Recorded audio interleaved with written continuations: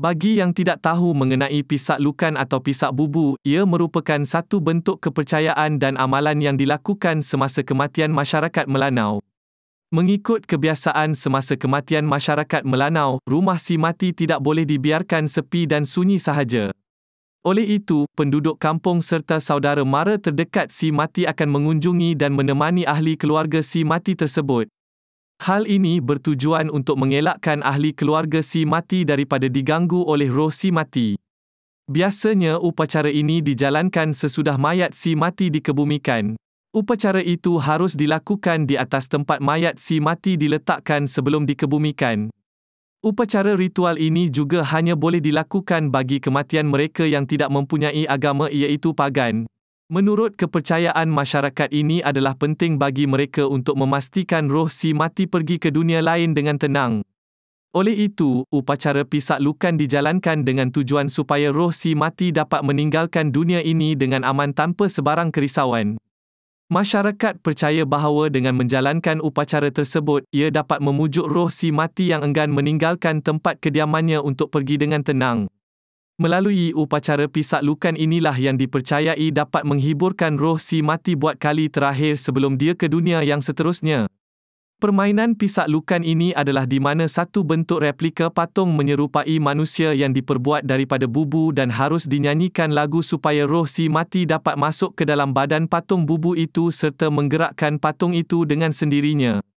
Antara peralatan yang wajib ada semasa upacara ini dijalankan adalah seperti kemenyan, bubu, kacip pinang, tempurung kelapa, pakaian si mati, batang penyapu dan juga daun berbuas atau dikenali sebagai daun tebawan oleh masyarakat Melanau.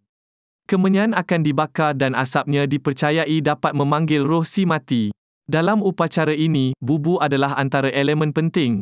Dalam bahasa Melanau, bubu itu disebut sebagai bubu, jadi permainan ini dikenali sebagai pisak bubu atau nama lainnya pisak lukan. Seterusnya, bubu ini akan berperanan sebagai badan bagi replika patung yang menyerupai manusia.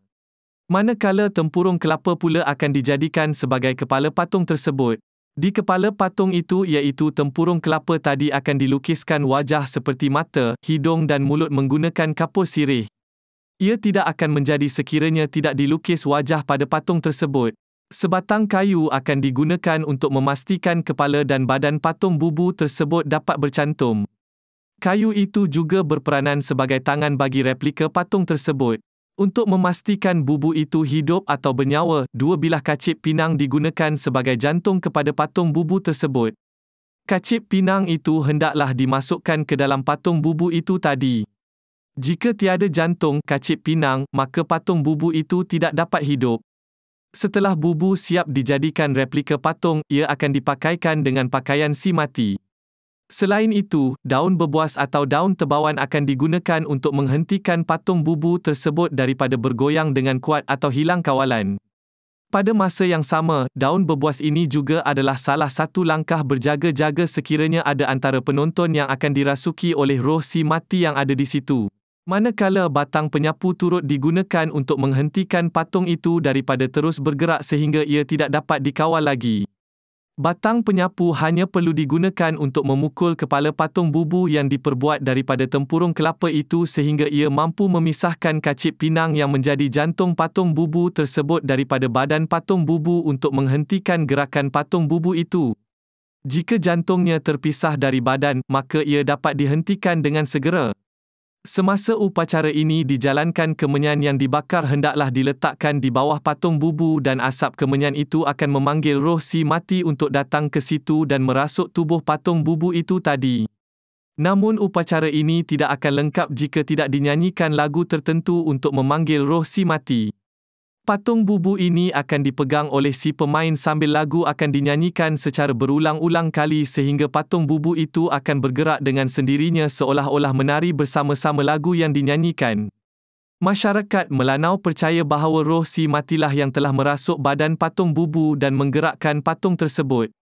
Lagu yang sering dinyanyikan semasa upacara ini adalah seperti di bawah. Versi Melanau Mukah, bubu mengasu mengiling, mengeping naik ke bilik ke rumah Datuk Kuna Sabi naik Pina. Versi di daerah, kawasan lain, bubu mengasu Manila mati Masuri naik bilik ke rumah Datuk Kuna Sabi naik bilik. Lagu di atas digunakan untuk memanggil roh si mati.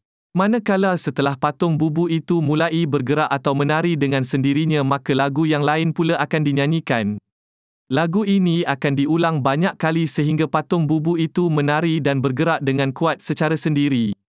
Lagu tersebut adalah seperti di bawah, ia lukan ia badan tetap beban nyibong sari ia lukan pandai menari. Menurut kepercayaan suku etnik Melanau ini, semakin lama lagu itu dinyanyikan semakin cepat dan kuat patung bubu itu bergoyang atau menari. Mereka percaya bahawa roh si mati turut menari di dalam badan patung bubu tersebut. Kadang-kadang pergerakan patung bubu itu menjadi semakin kuat sehingga ia tidak dapat dikawal oleh si pemain dan akhirnya ia akan terpelanting dan pecah. Dalam sesetengah upacara, kepala patung bubu yang terpelanting atau pecah akan menandakan bahawa upacara itu telah tamat. Roh si mati dipercayai sudah keluar dari badan patung bubu tersebut. Selain itu, masyarakat ini percaya bahawa jika roh si mati tidak dihiburkan maka ia tidak dapat pergi ke dunia lain dengan baik dan roh itu akan berlega-lega di dunia serta mengganggu mereka yang masih hidup. Upacara pisak lukan ini boleh dilakukan oleh orang biasa-biasa, bukan dukun atau bomoh sahaja asalkan segala peralatannya lengkap dan dinyanyikan lagu tadi. Si pemain pisak lukan boleh terdiri daripada 3 atau 4 orang. Mereka akan memegang bahagian bawah patung bubu itu semasa ia bergerak untuk menahan patung bubu daripada terpelanting dan mencederakan penonton.